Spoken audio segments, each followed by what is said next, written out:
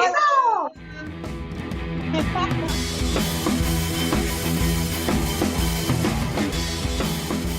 Hi, I'm Kristen, author of The Age of the Child. Hi, I'm Isabel, founder and firebrand of the Uprising Spark. Hi, I'm Lenora. I'm the creator of The Bitchy Bookkeeper, and we are the 3 founding non-mothers of Childfree Girls. In this episode, we're going to be discussing tokophobia, and we are going to be discussing what are the best things about being child-free at our ages.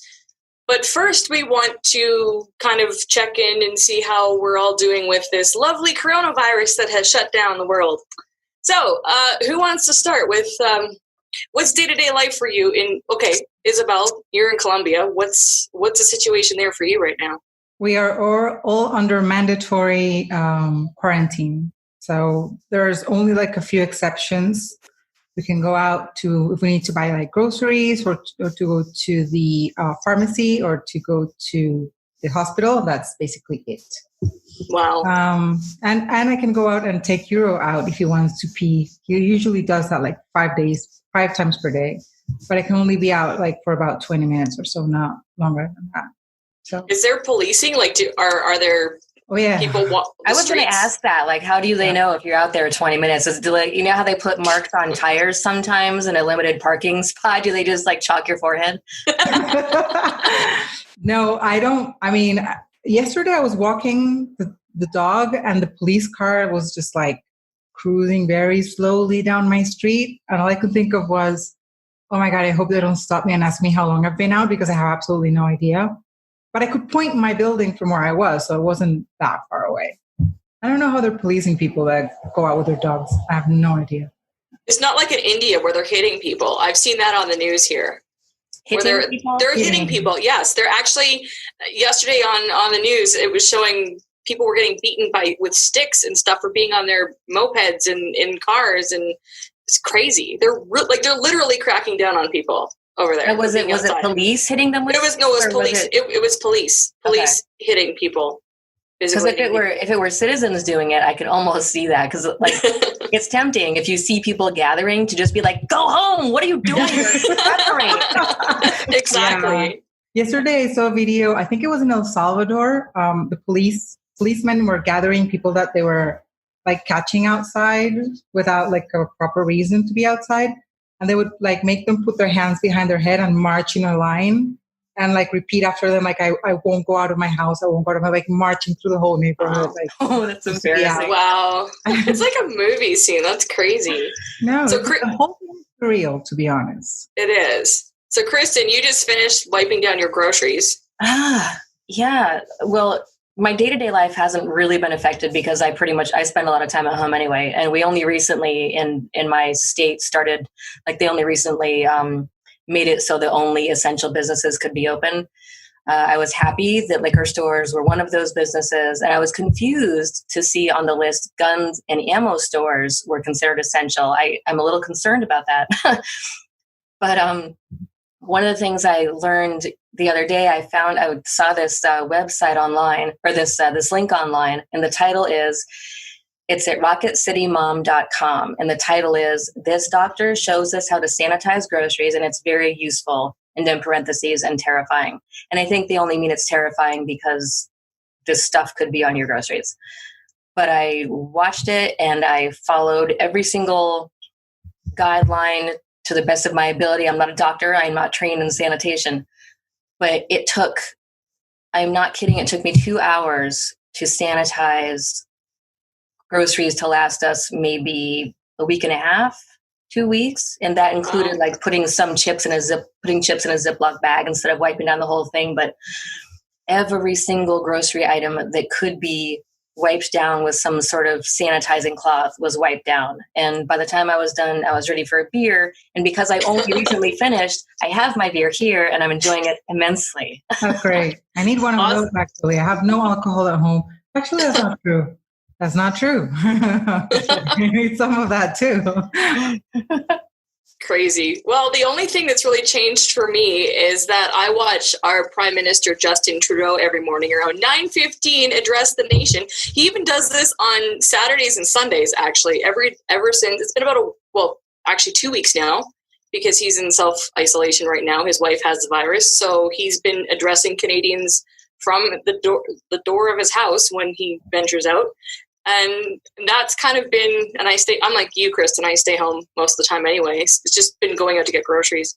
But it's been adding Justin Trudeau to my morning routine of coffee and watching the news. I never used to watch the news before, but since this is really, the last 3 weeks, I have been watching the morning news, the noon news, and then the evening news, and then like the 11 o'clock news just to catch up. And I've been following the mayor of my city and the premier of my province on Twitter because that's where I trust the actual information to come from.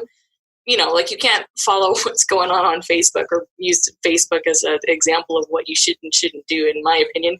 So that is the thing that's changed, is that I've actually been following local politicians to get what are you? Sorry, Kristen did something. She looks like she's smoking. I don't know what's happening. She's vaping. Is that what? It's not. It's nothing interesting like THC. It's just a very low nicotine vape. But I do vape when I have a beer, so I'm sorry. At least you can't smell it. We've just learned something completely new about Kristen, I think. I don't know.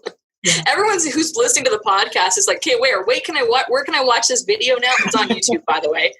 So we're still here. So we're all in our houses and watching news and that sort of thing. So we'll see how this goes. This is a really interesting time for all of us. We've never really experienced anything like this. So we're living in the curse. The curse is, may you live in interesting times, and somebody. I guess.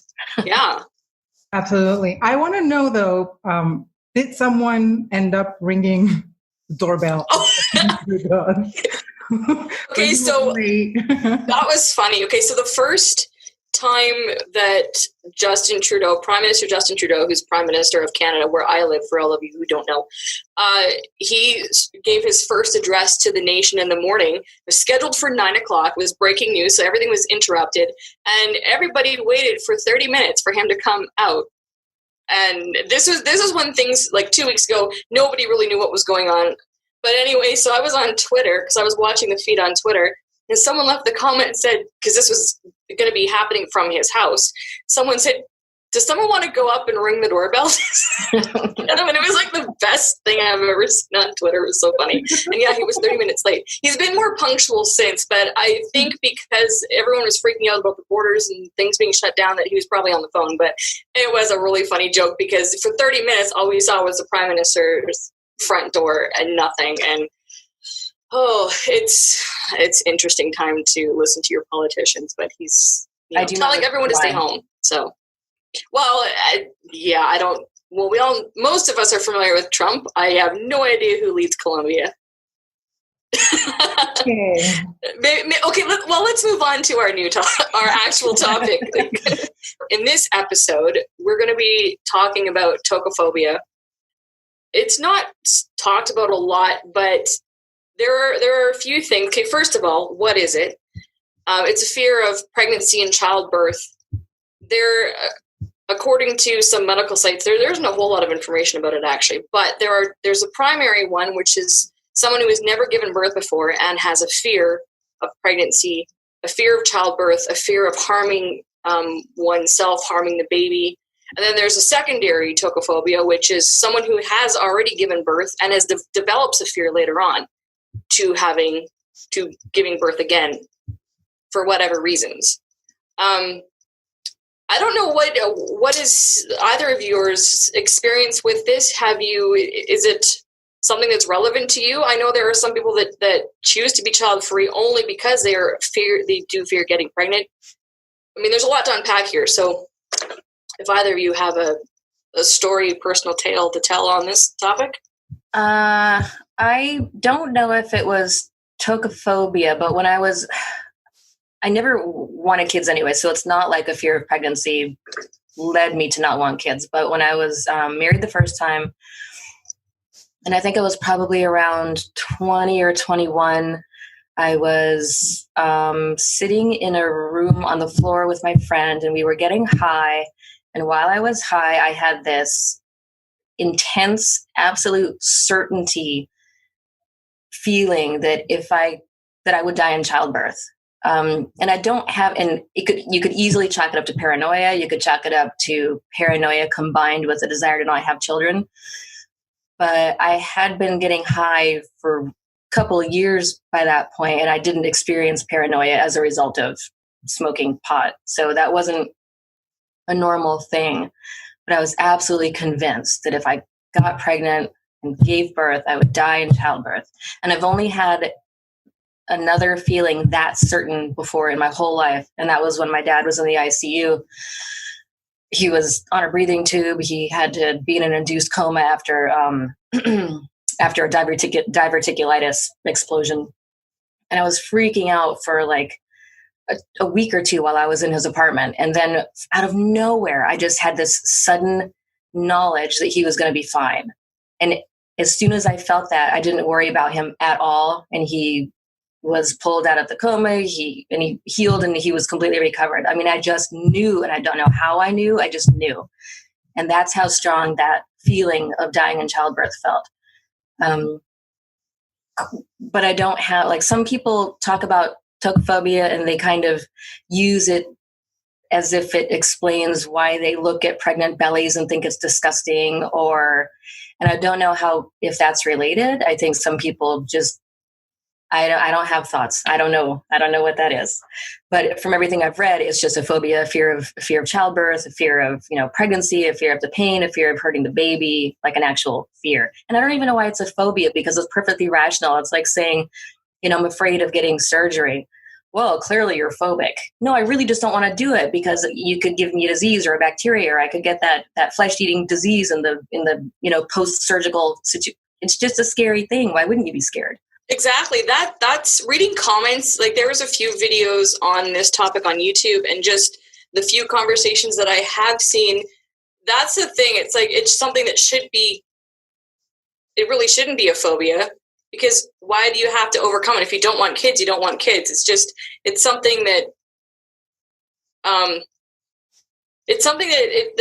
it seems like there should be a cure for it, or it seems irrational. I've seen the word used, irrational or unreasonable. Because that's what a phobia is, because phobias are irrational. But like you said, it's not unreasonable at all. There was the one source that I wanted to quote, and I'm not going to, because the doctor that wrote up this article on this topic used the word unreasonable and unreasonable fear. And I thought, well, that's unfair. I personally think it's unfair. I find it, everything about, I'm not good with bodily fluids. It's not even tokophobia. It's just gross. Like, the thought of breastfeeding makes me ill. Like, personally, I can watch people do it. It doesn't bother me. Seeing pregnant people doesn't bother me. But the thought of having to go through it myself, having my cervix open just a little bit for the IUD installation, I call it, hurt like hell. Like, I can't, all of it. I don't even, I'm glad I don't have my period anymore with this thing, because that grossed me out. I don't think that's tokophobia, but every aspect about pregnancy grosses me out personally. So I hadn't heard about tokophobia until fairly recently. And, when I started getting into the forums of child-free forums and child-free groups on Facebook, and some people were talking about being tokophobic, I was like, I know there's a lot of different types of phobias.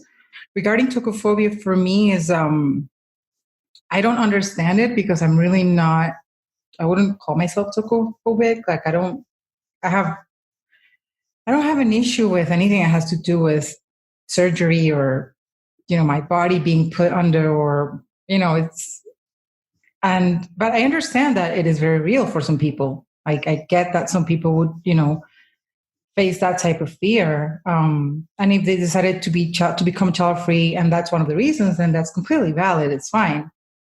But I don't really understand it, to be honest, just because I don't feel it. I was just looking up whether I was trying to find, and I didn't finish. Today was a really crazy, wild, busy day, thanks to sanitizing groceries. But I was trying to find something about whether people who want children experience that, like if they desperately want kids, but they're afraid of pregnancy and or childbirth. But I didn't get that far yet. I did see 2 or 3 videos on YouTube on this topic from women who do want to, and they were talking about adoption, for example. Like them and their partners decided they wanted to have kids, but because they were tokophobic, they decided, okay, let's try adoption, for example. And actually there are videos on apparent cures or talking yourself, like therapy for this as well. There's two things I was kind of curious under this topic. The first one, and I saw a lot of these comments also, people avoiding sex and relationships out of fear of becoming pregnant. Now, this is something that I can kind of relate to personally, not because I'm tokophobic, like I wouldn't say that I am, but I purposely only choose people that cannot get me pregnant if I'm going to have a sexual relationship. That has always been a big thing for me. And I will totally cop to avoiding a lot of relationships because I don't want to. Like, what are your thoughts on that? That makes total sense to me. Oh, sorry, go ahead. No, I was going to say it's interesting. I mean, I understand that because I used to, like, I actually put off sex for a very long time because of that. You know, all my friends were like having sex by the time they were 16, and I only, I lost my virginity, which is also completely, made up concept by society. But the first time I had sex with penetration, with possibility of pregnancy, I was 23.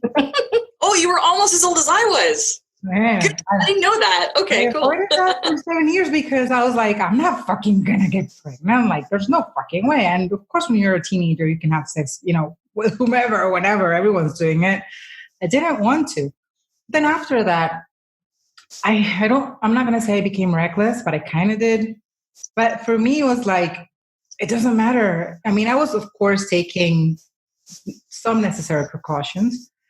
But for me, that wasn't, yes, if I get pregnant, then, well, I don't know. But remember, there was a time when I thought I wanted kids too. Right. I was going to say, was this before you actually, okay, how has it changed for you since you have officially become child-free? Like, you're public about it now. Has your take changed? I mean, of course, you've had your tubes tied too, so there's that. I think I'm of course more mature now. When I was in my 20s, I was completely immature and reckless and just, so since I came to terms with the fact that I really didn't want to have kids, and I'm completely vocal about it now, and I realized that it wasn't my choice or my desire to have children. It was something that I was mostly being, it was mostly being imposed on me, basically. I have not been reckless at all. Like first I was like, okay, really taking care of myself, really going, we need to understand what it is that needs to be done in order for me to not become pregnant. And then I got my tubes tied. And now, even with my tubes tied, I still take other types of, I still use preservatives. I still use condoms, for example. It's not only about getting pregnant, it's also about not getting STIs now. Exactly, yeah. I'm the same way with the IUD. Like, I sleep better. I mean, I don't seek out relationships anyway, but I will say, sorry, Kristen. I just haven't seen it. It's just like this coronavirus is making us do like really weird things. It's funny that she's actually hiding from the camera. It's like, cut you out. Don't worry about it. Keep on smoking. Vape. Yeah, sorry. It's just funny. I don't know. My image of Kristen is changing. Yeah, don't smoke in the house. I used to smoke cigarettes, and now it's only vaping, only with like a beer or a glass of wine. So yeah, I've been a smoker off and on, but they've banned menthol in Canada for years now. So only if I get to the stage, which is not going to be happening anytime soon. I also smoked for a very long time. I actually quit smoking only like 4 years ago. Yeah. 4 or 5 years ago, I stopped smoking. I started smoking when I was 15. Me too. I started smoking. The first thing I smoked was Lucky Strike, the normal ones. But then it was menthol. And from then onwards, it was just menthol. Like, I was a fucking grown-up person smoking menthol cigarettes. I started when I was 16 too. My parents were driving me nuts. They put me in therapy and I started smoking. So Our topic of what are the best things about being child-free at our age, but still talking about the smoking thing. Now, a few years ago, let's see, my youngest nephew, he was 4, so that's about 5 years ago, and when I could still smoke menthol cigarettes. I decided to have a play date with my youngest nephew. I took him in the car and we would go to the park. And at that point, I think I had ended a relationship, so I was smoking regularly, but not publicly. I just kind of do it in secret. And I really wanted to have a cigarette, but my little nephew was in the car. So that is one of the great things about being child-free is on road trips, I can smoke in the car. Mind you, I can't because I can't get the cigarettes I want. But that is something that I really appreciate not having kids, is that I could driving through the mountains, have my music turned up, no one in the vehicle with me, I can light a cigarette. Well, I want to go back really quick to the not having kids and therefore avoiding sex. One of my husbands didn't want to wear a condom anymore. And I had stopped taking the pill because I didn't like the whole cancer risk. I didn't like it messing with my body. I just thought, if there's something we can do that affects nobody's biology, let's do that. And he decided he didn't want to wear one particular evening. So I said, okay, well, then we're not going to do this because I do not want to get pregnant, because he would give me all kinds of trouble if I wanted an abortion. And he was not happy about that at all, which led to a very uncomfortable situation.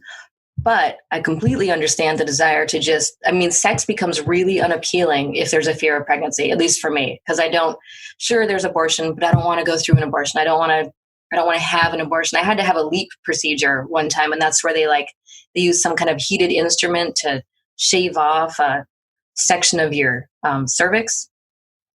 And it was just awful. And so anything even remotely more painful than the cramps that came after that and the invasion I felt of someone touching my inner body organ, no. So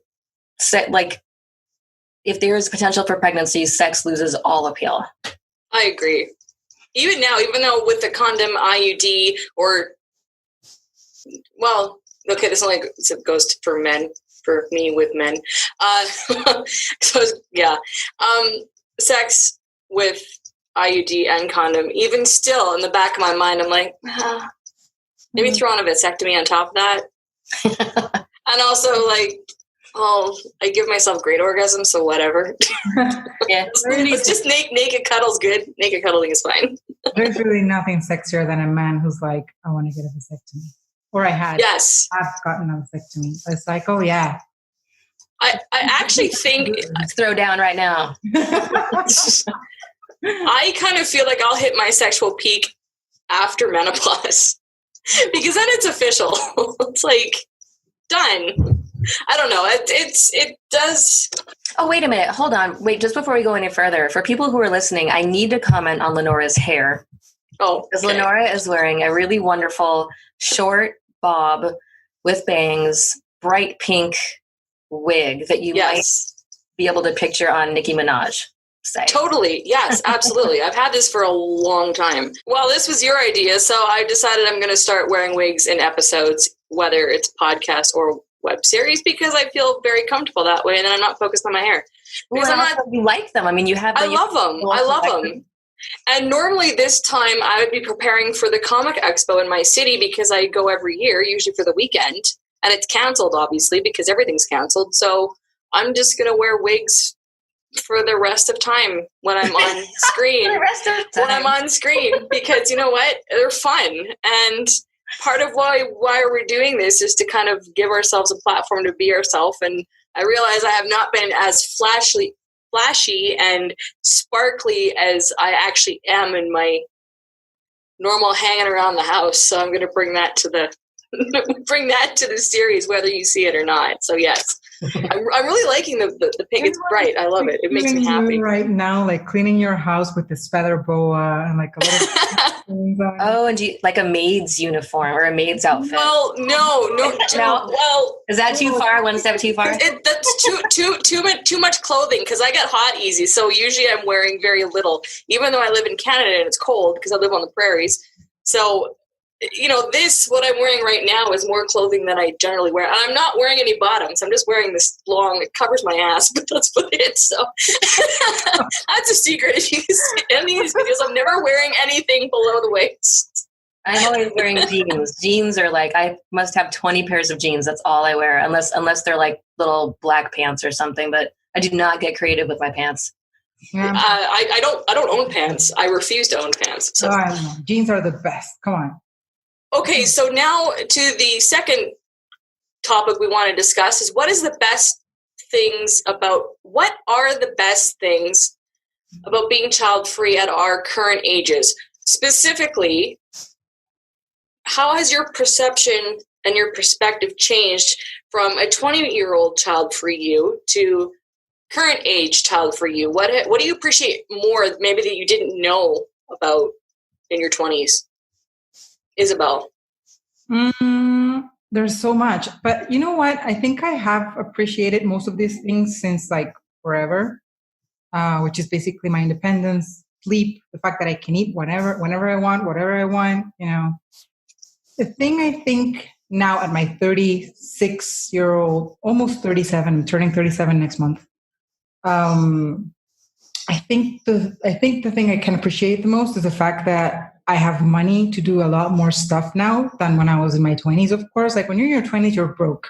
You're a student, you're just starting your career. I don't know. And I wasn't really child-free at that time. I wasn't concerned about having children either, but I wasn't really child-free. Or I thought I wasn't. But now it's like I'm like a kid in a candy store, you know, with a bunch of money. That's how I feel. And I get a lot of expensive adult toys. And by adult toys, I don't mean. Hey, well, how expensive are they? What are they? I mean, you know, like adult gadgets, basically. That's you did tell me about Julius the other day. Julius, that was a really good investment. Julius is my vibrator. Whoever is listening to this, I don't need a man. I just need Julius. This is a strange thing to mention after talking about Julius, but your dog Euro is being so cute behind you. He's playing with a little black stuffed animal or something, just adorably. Yeah, it's the same one. But he's actually trying to catch my attention because it's his feeding time. Oh. He's on a diet right now, so he needs to wait a little bit more. But he's a little bit annoyed, basically. Oh. And so is that what he does? He plays with his toy when he's like, Mom. Yeah, and he comes around, like he's been around me. He puts his little, like his face on top of my legs. He looks at me with those little puppy eyes, like, me. I'm just trying to tell him, listen, I'm in the middle of something. I'll feed you later. So this is one thing. We're going to talk about pets. We are. As I'm sitting here rolling my eyes, I'm like, oh my God, you guys and your pets. Please. I'm going to go over and play with my shoes. And when you guys are done talking about this, I'm going to come back. I have so much to say about this, but you know, tune in next episode. However, I do have to say now that during this quarantine craziness, surreal thing that we're all going through, it's been like the best companionship I could ever wish for. Yeah. I'm happy for you. I truly am. I don't think you are. I'm happy for you with their blasé look. Like I'm happy for you. I can't possibly understand until I have a pet of my own, apparently. And when you do, you'll love it. You might Which is not going to be happening anytime soon. But when the pet is your own, you really find that you love it. And if any listeners out there can save me right now, please. Different when it's yours. Every woman wants a pet. Everyone. Also, like if you haven't had them, you really cannot know what it is, the love of a pet. Yeah, that's true. That's true. Oh, I should be moderating next episode as well because that whole topic, I'll be like, okay. Yeah. Moving. Kristen, what's your best thing about your child-free experience? The perspective change between 20 and now. I am now, in June, I'm turning 46. So I guess I'm officially over 45 and a half. If we're still doing halves. When do you stop doing that? What age do you stop saying and a half? When you're 5, basically. Okay, 5. I think 12 I'm 45 and 3/4. When I was 20, my perspective on being child-free was, quite frankly, I don't want to. What scared me was the future and seeing that possibility in it. And it just, all I felt was dread because I I was still at 20 in the, in a first marriage, children just becoming a reality or an expectation, and my having to recognize, oh, so this is actually something people want, and this is actually something I'm supposed to do, and this is something I'm supposed to want to do, and everything in me is saying, no, I don't want to do this. And so it was a combination of feeling defensive and angry and rebellious for some reason for not, like, I just had all these, I would, at the time, had I known the unfortunate terms like reader and crotch goblin, and I think someone shared a new one on Facebook today that was like, oh God, something dumpling. I don't know. Either way, gross. Something dumpling. But I might have been angry enough or felt defensive enough to do that. So it was all really just a fear of my future and a fear of the pressure and wanting to avoid it. And now, so that I could live my life between 20 and say 45. I wanted the life I wanted. I didn't know what life I wanted. I had no idea what I wanted to do, but I did know that I wanted to do whatever the hell I wanted to do. And I wanted to be able to change my mind, and I wanted to be able to bounce around. You know, I don't like commitment. Remember, I've been married 3 times.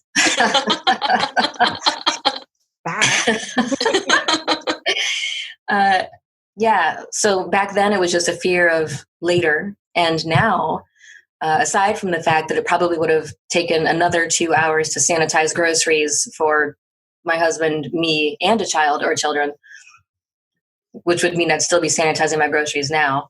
And you wouldn't be doing this show. I wouldn't be doing the show for sure. No. You know what? If I had accidentally had a kid and then maybe had to keep it, I think I would still want to be here, because it's important to have a choice and to communicate that everyone should have a choice, and I would still be child-free in spirit. Well, in my dream where you were pregnant, you said you were going to continue on with this show and just not tell our audience that you were. Well, I would. You can't get rid of me, because in that little contract that we all made together, there's no clause about pregnancy or childbirth. Oh, jeez. Right. We forgot. I never even thought about that. Okay, who's going to get on that? But I am glad now at 45 to not have kids. I just don't want to. I just like not having kids. That's it. I mean, I just like not having them, period. I think a lot of child-free people right now are kind of celebrating because despite of what's going on in this world, and we're seeing people post, parents posting on social media, and even talking with my own brother, and both of his kids are home, and I text with my nephews, and just my brother still is going to work as his business, the company he works for is considered essential, but just everyone's inside and the off school, and it's a very different experience. And I can imagine those who wanted families or said they wanted kids, suddenly the reality of, okay, we're home all the time, because you can't ship your kids off to grandma and grandpa or auntie right now. Like, I'm not taking my nephews at all because I'm locked down. So, there's the reality that no one's ever really dealt with. And our weatherman here, you just made me think of our weatherman. All of our news people are at home, just like they're doing on the national shows. They're like broadcasting from home. And our local weatherman is broadcasting from some room in his house. And he has like a spouse living there, and I'm not sure how many kids he has, but he just looks worse every single day. And Ian the other day said, I don't think he's going to make it. Well, there's a joke that divorces are going to go up, and, people are wanting to social distance from their own families. Well, there's been a lot of posting online. I'm sure you've seen this, people with kids posting things like, who don't have children don't know how good they have it. And we're like, yes. Actually, yes, we do. Actually do. We know it. Totally. But you know what you just mentioned, you just made me think about something about, the rate of divorce. And I've been reading in a lot of parts that domestic violence has been skyrocketing, basically.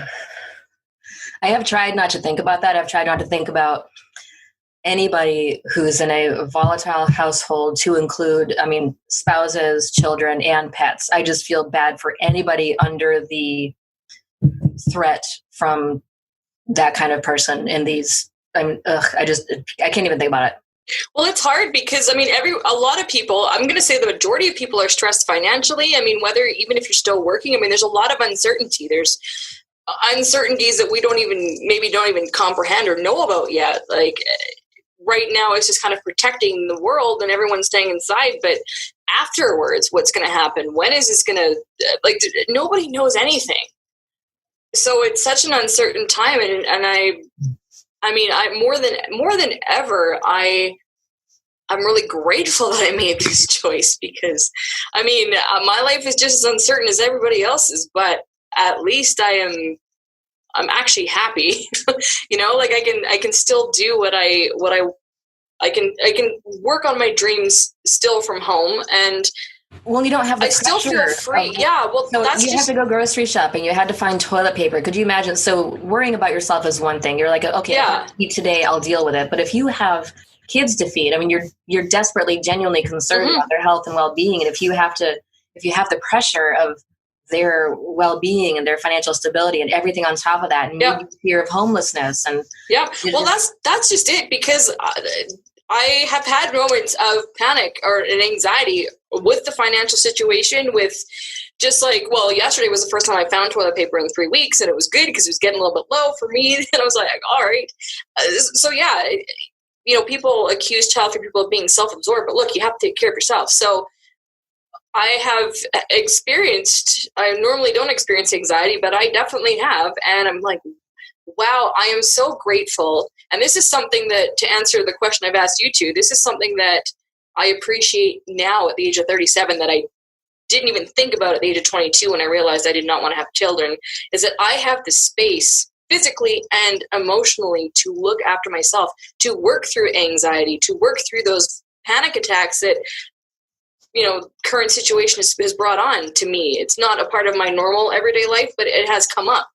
And I've had to really work through inwardly. And I'm like, man, I'm so grateful that I have the space to do it. Like, no one needs me for anything. I can have a complete meltdown in my house. No one's going to knock on the door. I can do that because I'm someone that needs that space to do something about it. But you don't need toilet paper as a child-free person, because apparently, according to one of the child-free... Are you trying to piss me off? Yeah. On one of the child-free pages that I follow on Facebook, someone posted a screenshot of something her friend, who's a mother, had shared on Facebook. And it was something like, if you don't have kids, you don't need toilet paper. Just use washcloths or something. Oh my God. Okay. Why don't we get to use toilet paper just because we don't?